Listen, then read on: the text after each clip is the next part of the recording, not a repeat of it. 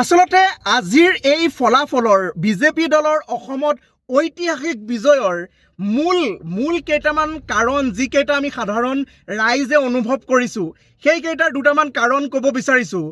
প্ৰথম কাৰণটোৱে হৈ গ'ল যে যি মিয়া বেদখলকাৰীক উচ্ছেদ কৰিছিল সেই উচ্ছেদটোৱে আমাৰ মূল খুঁটিৰ বা আমাৰ যিসকল খিলঞ্জীয়া জাতীয়তাবোধৰ মানুহ আছে, ৰাইজ আছে, সেই ৰাইজসকলক এটা ডাঙৰ সন্তুষ্টি প্ৰদান কৰিছিল, এটা ডাঙৰ নিৰাপত্তা প্ৰদান কৰিছিল আৰু এটা ডাঙৰ সাহস দিছিল।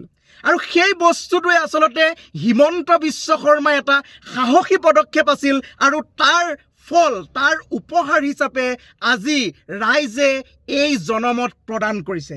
আটাইতকৈ প্ৰথম আৰু প্ৰধান কাৰণ হিমন্ত বিশ্ব শৰ্মাৰ এই ঐতিহাসিক বিজয়ৰ প্ৰধান কাৰণটো হ'ল হিমন্ত বিশ্ব শৰ্মাই যি সাহসিকতাৰে মিয়া উচ্ছেদ অভিযান চলাইছিল, সেই অবৈধ মানুহখিনিৰ ভাষা, তেওঁলোকৰ ক্ৰন্দন, তেওঁলোকৰ চিঞৰ বাখৰ, তেওঁলোকৰ চেলেঞ্জ, এইখিনিক প্ৰতিহত কৰি যেনেকৈ তেখেতে হিমন্ত বিশ্ব শৰ্মাই সেই স্থান মুক্ত কৰিছিল, এটা সাহস দিছিল আমাৰ সাধাৰণ জনতা বা জাতীয়তাবাদৰ চিন্তাধাৰাৰ থকা মানুহৰ মনত।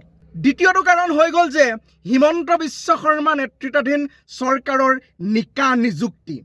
উঠি অহা যিসকল আমাৰ প্ৰজন্ম আছে, য়ং জেনেৰেশ্যন, মানুহে হয়তো বহুখিনি সময়ত ভাবিছিল যে জেন জিৰ যিটো প্ৰভাৱ সেইটো বিপৰীত দিশে বলিব বুলি। আচলতে সেইটো নহয়।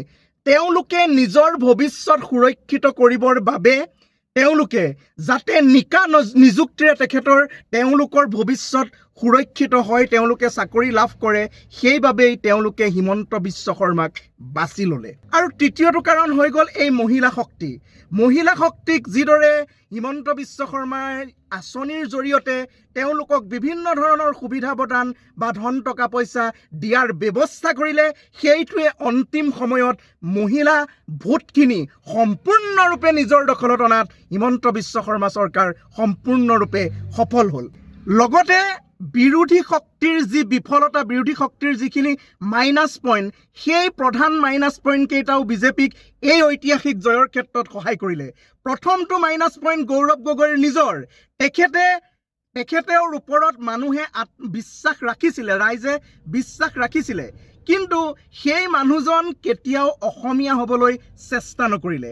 অসমীয়া হ'বলৈ চেষ্টা নকৰাটো গৌৰৱ গগৈৰ লিডাৰশ্বিপৰ প্ৰথমটো আৰু প্ৰধান মাইনাছ পইণ্ট।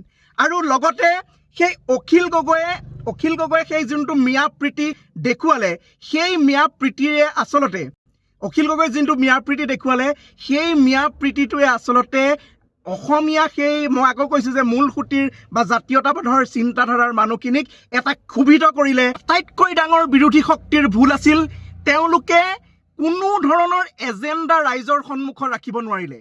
তেওঁলোকে কি প্ৰধান কাম লৈ, কি তেওঁলোকৰ নিজৰ কাম কাজ বা নিজৰ কাৰ্যসূচী লৈ পেলাই বা কি তেওঁলোকে জনকল্যাণমূলক আঁচনি লৈ পেলাই আগবাঢ়িব, সেয়া তেওঁলোকে প্ৰকাশ কৰিব নোৱাৰিলে, সেয়া ৰাইজৰ মনত সাজ বহুৱাব পৰাকৈ পতিয়ন নিয়াব নোৱাৰিলে।